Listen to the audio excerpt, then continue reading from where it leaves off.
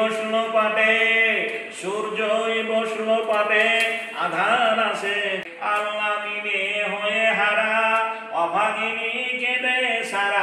তোরা যা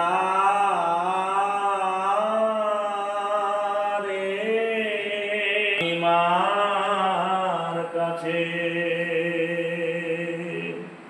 মামা আপনাকে যদি কেউ মনে হয় যে বক্তব্য ট্রেনিং দেবো কি গজলের ট্রেনিং পারবেন আপনি?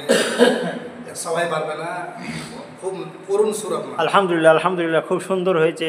আমাদের হুজুর, আমাদের মৌলানা হাবিবুল্লাহ সাহেবের বক্তব্য আপনারা লাইভ শুনতে পাচ্ছেন, খুব সুন্দর আছেন, মাশা আল্লাহ। আপনারা কে কোথা থেকে দেখছেন আপনারা কমেন্ট করবেন এবং কমেন্ট করে আপনারা জানান। আমরা সাগরদিঘি থেকে ব্রডকাস্ট করছি আপনাদের জন্য। আর হুজুরের সঙ্গে কন্ট্যাক্ট নাম্বার দিয়ে থাকবে ইনশাআল্লাহ। মোহাম্মদ তুমি ওগো, মোহাম্মদ তুমি ওগো,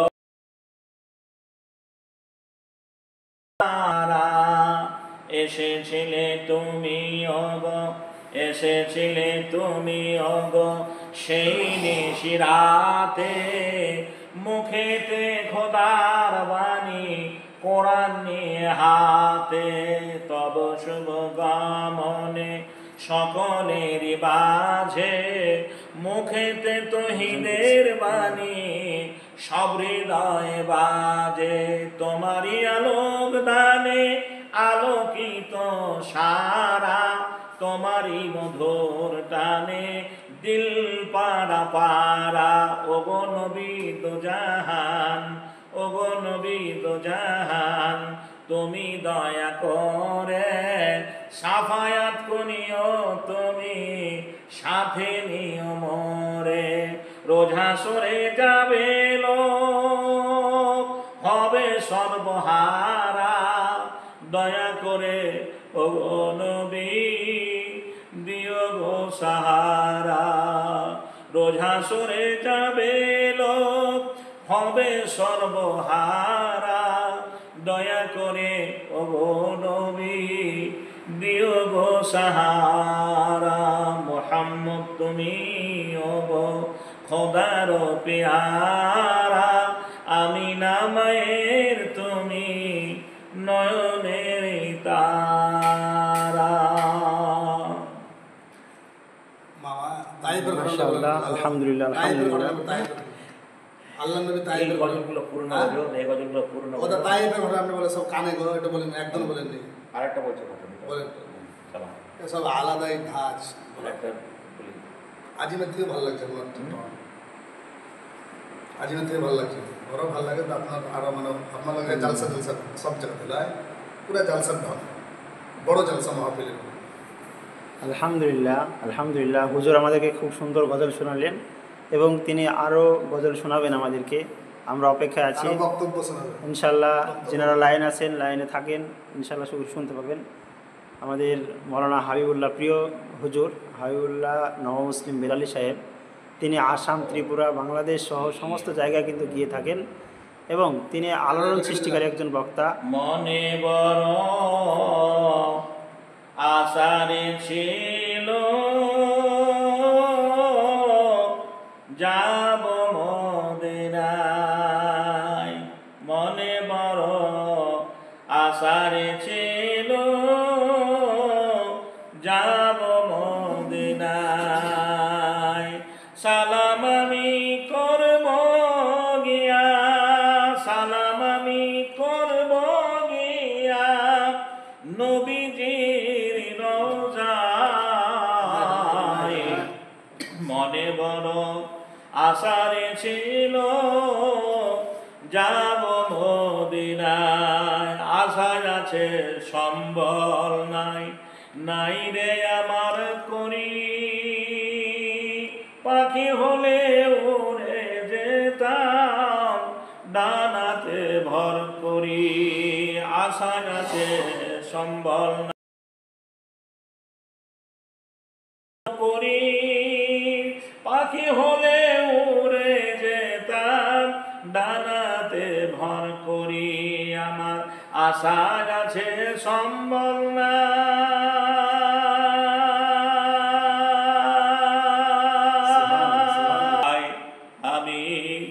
কাফেলাতে কে যাও তোমরা, কে যাও ভাইয়া তরি,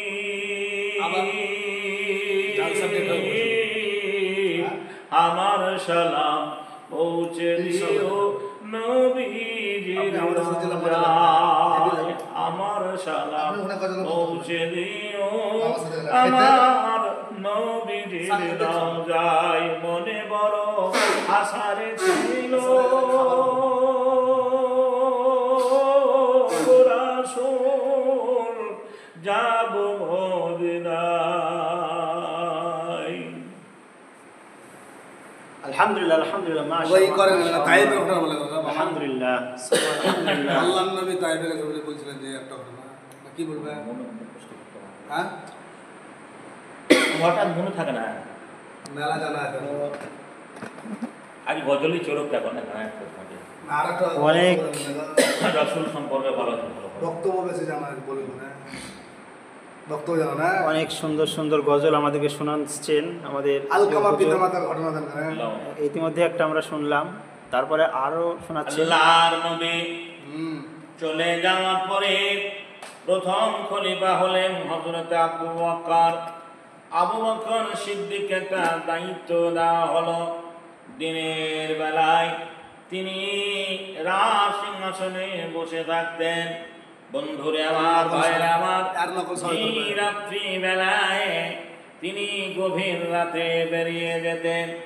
একটা ঘটনা মনে পড়ে গেল, হযরতে উমারে ফারুক সুবহানাল্লাহ প্রতিদিন প্রতিনিয়ত দেখে আবু বকর একটা রাস্তায় সুড়ঙ্গ পথ ধরে চুপি চুপি যান গভীর রাতে, সেখানে গিয়ে বেশ কিছু সময় কাটিয়ে আসেন। বন্ধুরে আমার, ভাইয়েরা আমার, সেই রাস্তাটা ওমরে ফারুক ফলো করলেন। ঘটনা বড় লম্বা, সংক্ষেপে ছোট্ট করে বলবো। পিছনে বক্তা বসে আছে, আলোচনা করবে। আমি আপনাদের জানা শোনা মানুষ। সুবহানাল্লাহ, ভাইয়েরা আমার, বন্ধুরে আমার, যে আবু বকরের জামানা শেষ হয়ে গেল, আবু বকরের জামানা শেষ হয়ে গেল। আবু বকর দুনিয়া থেকে চলে যাওয়ার পরে রাষ্ট্রের দায়িত্ব নিলেন হযরত আমিরুল মুমিনিন খলিফাতুল মুসলিমিন। রাস্তা দিয়ে যেতেন, সেই রাস্তা দিয়ে আবু বকর যে রাস্তা দিয়ে যেতেন, সেই রাস্তা দিয়ে গভীর রজনীতে যাচ্ছেন। যেতে যেতে যেতে যেতে দেখে একটা সুড়ঙ্গ পথে গভীর যে কি বলছেন আপনার গুহার ভেতরে একটা বৃদ্ধা মহিলা জানো তো সুবহানাল্লাহ যে শুয়ে রয়েছে। নতুন পোশাক তাকে কাপড় পরিয়ে দিলেন, বিছানাটা পরিষ্কার করে দিয়ে গায়ে হাতে তেল মালিশ করে দিলেন। গরম খাবার রান্না করে আবু বকর প্রতিদিন খাবারটা জুড়ার পরে ঠান্ডা করার পরে খাওয়াতেন। কিন্তু আমিরুল মুমিনিন সেটা বুঝতে পারেননি। যখন ওই বৃদ্ধা মহিলার মুখে নরম খাবার গরম তুলে দিয়েছে, মুখে গরম লেগেছে, বৃদ্ধ মহিলা বলছেন, আবু বকর রে, তুই কি বিরক্ত হয়ে গেছি? তুই কি বিরক্ত হয়ে গেছি? তুই কি বিরক্ত হয়ে গেছি? আজ এত তোর কি কাজ আছে?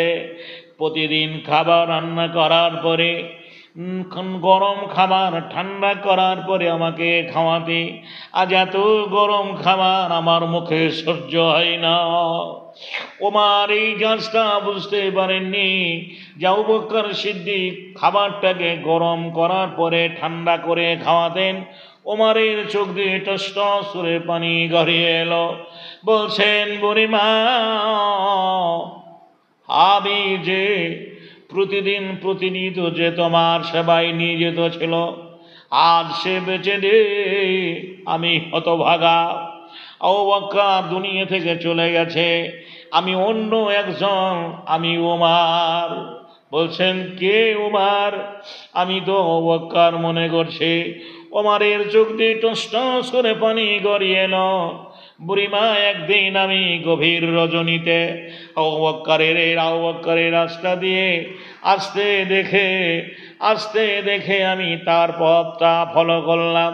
দেখলাম আপনার গুহায় এসে এলো, আপনাকে গোসল করিয়ে দিল, ময়লা কাপড়গুলো খুলে নিল, নতুন কাপড় পরিয়ে দিল, বিছানাটা পরিষ্কার করে দিল, তারপরে খাবার করলো। খাবার করার পরে খাবারটা গরম খাবার নরম করেছিল, এটা দেখতে আমি ভুলে গেছি, এটা আমার খেয়াল ছিল না। বুড়িমা, তোমার যে দীর্ঘদিন সেবা করেছিল সে আজ দুনিয়াতে বেঁচে নেই, আল্লাহর ডাকে সাড়া দিয়ে চলে গেছে। বুড়িমা বুঝতে পারলেন আবু বকর বেঁচে নেই। সুবহানাল্লাহ। যে জনদরদি নেতারা যারা বলেন আমরা গরিবের মা বাপ, যারা বলেন আমরা দেশে বলি, কি পরিষেবা কি দিয়েছিল মুসলমানদের নেতারা, কি পরিষেবা দিয়েছিল, জনগণের কিভাবে পরিষেবা করেছিল। সুবহানাল্লাহ। ভাইরা আমার, মা বোনেরা আমার, এই পরিষেবা যদি প্রত্যেকটা দুস্থ মানুষ করতে পেত, আল্লাহে দেশে শান্তি বিরাজ করত, অশান্তির বাতাবরণ থাকতো না।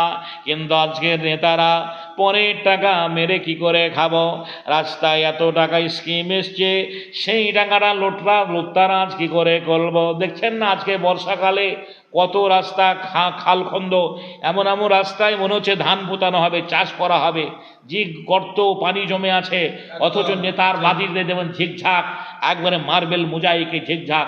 এই নেতারা জনগণের টাকা নিয়ে, যে বন্ধুরে আমার, যে রোডে স্যাংশন হয়তো দেখা গেছে কি বলছেন আপনার 50 লাখ হয়েছে, সেখানে 20 লাখ খরচ করেছেন, 30 লাখই তারা কি বলছেন আত্মসাৎ করেছে।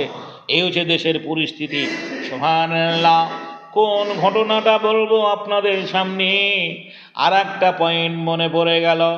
আমিরুল মুমিনিন সুবহানাল্লাহ দেখলেন একটা বাড়ির ভেতর থেকে কান্নার আওয়াজ আসছে, ছোট ছোট ছেলেরা কান্না করছে, মা রাত হয়ে গেল খেতে দাও, মা ক্ষুধা লেগেছে সহ্য করতে পারি না। বিধবা মেয়েটা বাড়িতে কোনো খাবার না থাকায় এটা দেগে পানি দিয়ে ছোট ছোট রুটিগুলো ভরে জাল দিতেছেন। বেদারে রান্না এখনো হয়নি, রান্না হয়ে গেলে খাইয়ে দেব। ওমার হাজির হয়ে গেল, মা তোমার ছেলেগুলো কাঁদছে কেন? মেয়েটা ঝরঝর করে কেঁদে বলল, আমার স্বামী ইসলামের জন্য যুদ্ধে লড়াই করতে গিয়ে শহীদ হয়ে গেছে, কাফেরদের হাতে শহীদ হয়ে গেছে। আমি বিধবা মহিলা, আমার ছেলেগুলো ইয়াতীম, বাড়িতে কোনো খাবার না থাকায় আমি এই ছোট ছোট শুরু করেছি। এই রকম করে করে সকাল হয়ে যাবে, আমার ছেলেরা ঘুমিয়ে পড়বে। যদি ওমরের মতো লোকটাকে নেতা না বানিয়ে, ওমরের মতো লোকটাকে খলিফা না করে, সুবহানাল্লাহ। কে গো ভাই, আপনি গভীর রাতে আমার খোঁজ নিতে এসেছেন, আপনার মতো মহামানবটাকে খলিফা নির্বাচন করলে ভালো হতো। ওমর নিজের পরিচয় দিলেন না, গভীর রাতে সেই জায়গা থেকে ফিরে এলেন, বাইতুল ভান্ডের চাবিটা নিয়ে মাল নিলেন, আটার বস্তা, যে খুরমা খেজুর ঘি এটা সেটা নিলেন। আর বোন, এই দেখো আটা রুটি করো, আমি একটু তোমাকে হেল্প করি, পানি এনে দিই, জাল দিতে শুরু করি। রুটি পাকা হলো, পেট শুকিত জাহান শুকি ছেলেদের খাইয়ে দিল।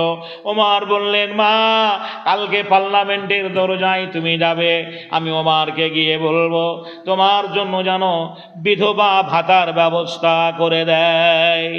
সারা বিশ্বের নেতারা শুনে না, ভারতের নেতারা শুনে নাও, পার্লামেন্টে বিধবা ভাতাটা আজকে স্বীকৃতি পায়নি।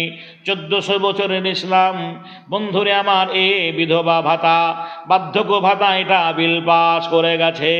নারায়ে তাকবীর। আজকের মহান নেতারা জীব কি বলছেন, টাকা আত্মসাৎ করে, কি বলছেন, টাকা, গরিবের টাকা মেরে খায়। আর এরা মঞ্চে উঠে বলে, ভোট এলে পরে আমরা গরিবের সরকার, আমরা গরিবের মা বাপ। আজ মুসলমানদের মতো যদি সেই রকম মহান নেতা যদি আজকে জন্মাতো, তাহলে গরিব মানুষেরা, বন্ধুরা আমার, পেট পুরে দুমুঠো খেতে পেত। বলুন ঠিক না বেঠিক? আল্লাহর কাছে পরিশেষে দোয়া করি, রব্বুল আলামিন এদেশের নেতাগুলোকে ওমারের মতো বানাও। জোরে বলুন আমিন। এদেশের নেতাকে তুমি ওমারের মতো বানাও, এদেশের মন্ত্রীদেরকে, এমএলএ এমপিদেরকে ওমারের মতো বানাও। সুবহানাল্লাহ। কিন্তু এদের, এই দেশের নেতারা কোথায় কেমন করে মন্দির হবে, কি করে মসজিদ ভাঙবো, নাকি বলছেন কি করে মসজিদ ভাঙবো, মন্দির করব, এইটা চিন্তাধারা। আল্লাহ রাব্বুল আলামিনের কাছে পরিশেষে দোয়া করি, মহামারের মতো নেতাকে যেন নেতা বানার জন্য তৌফিক দান করেন। জোরে বলুন আমিন। সময় নেই, পিছনে সময় হয়ে গেছে, ঘড়ির সময় বলছে আর নয়, পিছনে বক্তা আছে, অনেক কথা আলোচনা হবে। আপনারা এই হতভাগা ভাইটার জন্য দোয়া করবেন। আল্লাহর দুনিয়ায় যতদিন বেঁচে থাকবো, ইমানের সহিত হক কথা বলে, দিনের খিদমত করে, এভাবে যেন দিন প্রচার করতে পারি। জোরে বলুন আমিন। আসসালামু আলাইকুম রহমতুল্লাহ বারকাতুহু। ঠিক আছে। আর হ্যাঁ, আজানের সময় গেল যে গো। একটা গজল ভালো হয়নি এটা? জানা শোনা। এই কবিতাটা দিতে তো ভরি, সে উমারের ঘটনাটা। কবিতাটা বলেন, জড়িয়ে দেবো। না, বলে দেবো কবিতা, বলেন দেখো, ভালো লাগবে, বলেন দেখো, বললে মামা ওকে ভোট দেবো, ভোট দেওয়া হবে। হবে না। আমি ভোট দেবো বলছি, যাও বলেন কবিতাটা দেখান, দেখে আমি একটা গজল বলি দাও। তারা